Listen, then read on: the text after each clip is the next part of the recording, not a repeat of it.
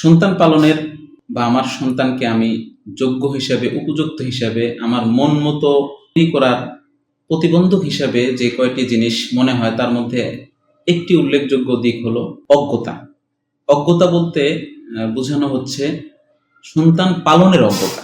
আমি আমার সন্তানকে কিভাবে লালন পালন করব, কোরআন হাদিসের দৃষ্টিভঙ্গি কি, কোরআন কিভাবে আমার সন্তানকে লালন পালন করতে বলেছে, হাদিস কিভাবে লালন পালন করতে বলেছে, এবং সাহাবা একরাম, আকাবির আউলিয়া কিভাবে সন্তান লালন পালন করে গেছে, এই জিনিসটা আমার না জানা, এই ব্যাপারে অবহেলা, অজ্ঞতা একটি বড় কারণ সন্তানকে সঠিক পথে নিয়ে আসার।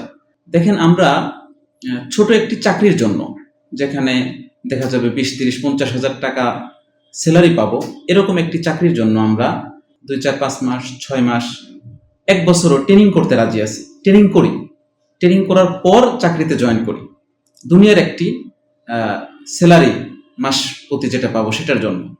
কিন্তু আমি কি কখনো এটা ভাবি না যে আমার সন্তান আমার দুনিয়ার চাকরি, আমার দুনিয়ার সম্পদের চেয়ে অনেক মূল্যবান? আল্লাহ সুবহানাহু ওয়া তাআলা বিরাট একটা নিয়ামত আমাকে দিচ্ছেন। এই নিয়ামতের যদি যথাযোগ্য কদর করি, মূল্যায়ন করি, তাহলে আমি হক আদায় করতে পারবো, তা না হলে পারবো না।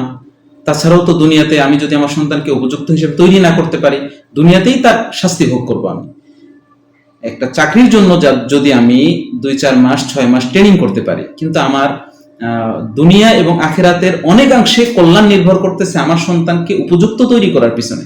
কিন্তু সে ব্যাপারে কি আমি 2টা বই পড়তে পারি না? সে ব্যাপারে কি আমি 2টা কোর্স, 2জন ওলামা একরাম, 2জন বড় বিজ্ঞ ব্যক্তির কাছে গিয়ে তার ব্যাপারে কোনো দিক নির্দেশনা নিতে পারি না? এটা কেন হয়?